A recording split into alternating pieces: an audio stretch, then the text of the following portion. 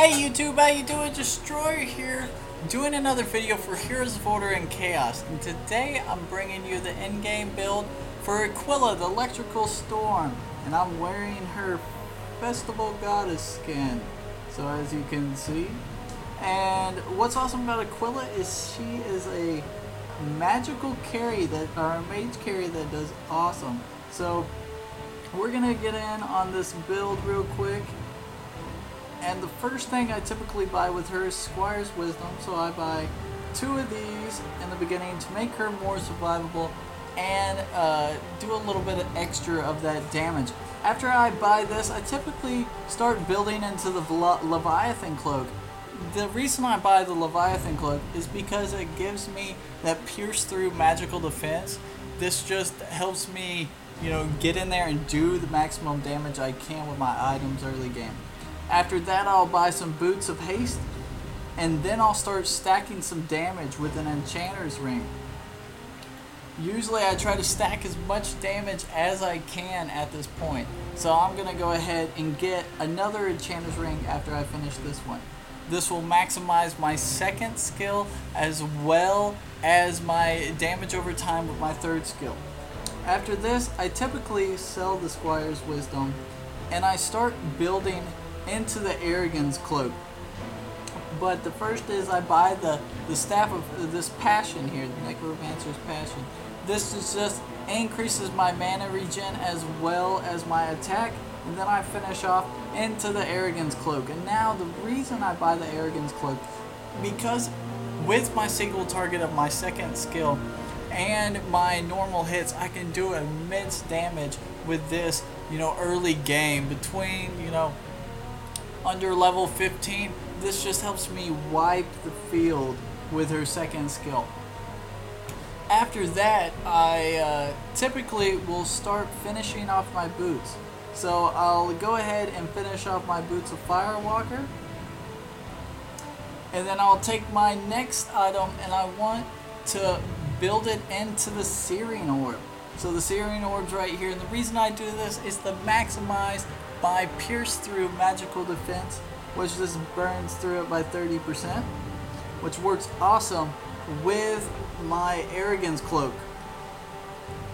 So typically after this, if I'm in need, now this is I might not be in need at this point because you should be level 13 around in that area. Sometimes you need defense at this moment. If you're getting attacked pretty hard, buy an Aria or another, or you're getting stunned a lot and getting in there. Now it would be a good idea to do defense, but you don't always have to at this point. So I'm going to start building a little bit of defense, and I'm just going to get this HP here. After I get that, I typically sell my Squire's Wisdom, and I go back and I start working on my mana regen and maximizing my overall attack. And so after I come here, I was going to start building into the Bone Flame one. And I'll buy this, which is called the Sapphire Amulet. This just helps me with my MP regen and my overall mana power. Even though she's not that too bad about her having mana power. So after that, I'll go ahead and finish off my Bone Flame one. And I will either finish off my defensive item here, or I'll start doing and getting in more magical damage. So this is where she gets very situational. And what I mean by that is you can go one of 3 different items with her and still be very credible depending on the enemies.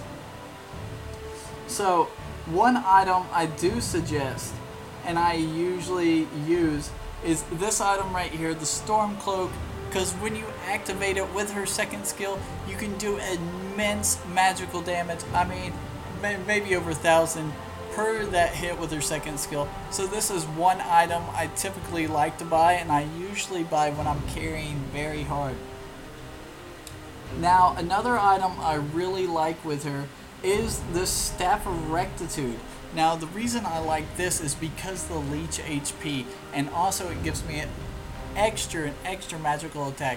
That's what's awesome about this Staff of Rectitude. So if you want to go more leech HP and a little bit extra damage,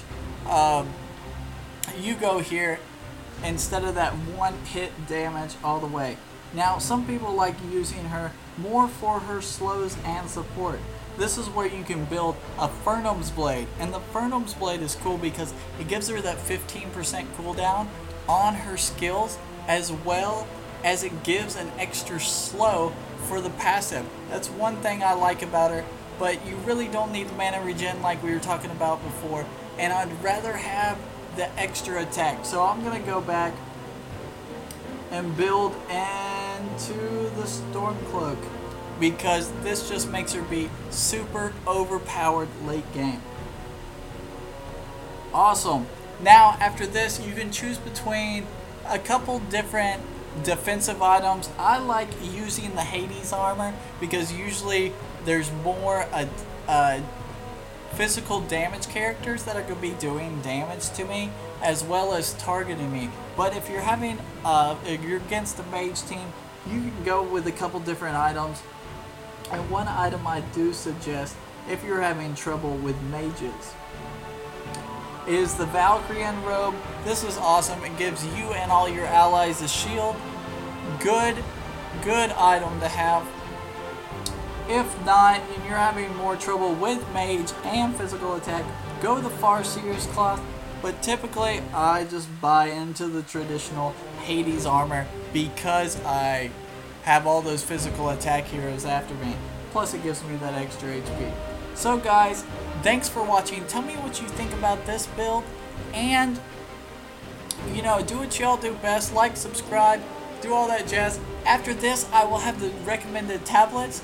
And as always, I'll have what talents I recommend in the description below.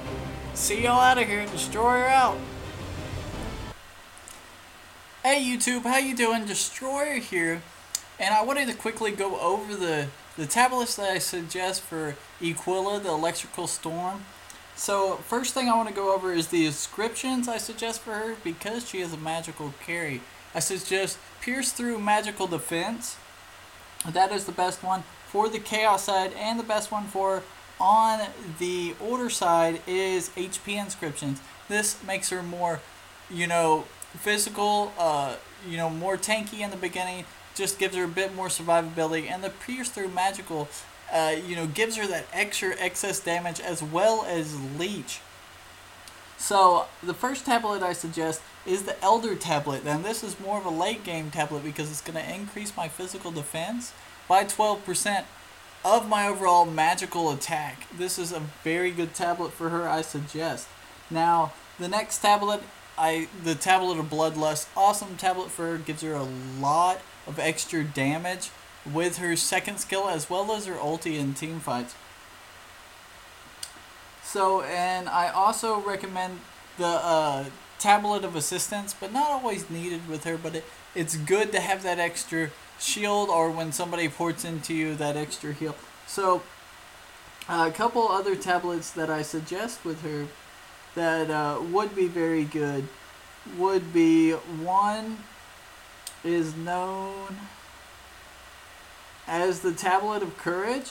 This would be a good tablet, you know, with the regular inscriptions, because she is going to be tried to be stunned or silenced. This will give her that extra reduction to help her survive.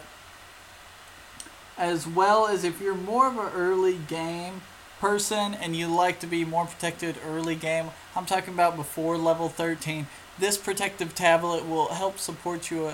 Well, I would trade it for the Elder tablet, but it depends on how you feel with her. Also, another great tablet would be the Rage tablet. If you're really getting into the lane, this will help you stay in lane and be effective longer. So guys, thanks for watching. Try out my in-game build. Shoot me a comment how you like it or what you think could be a better build for her. So, as always, like, subscribe, and share, and I'll see y'all out in the Battle of Herodon. See you later, Destroyer out.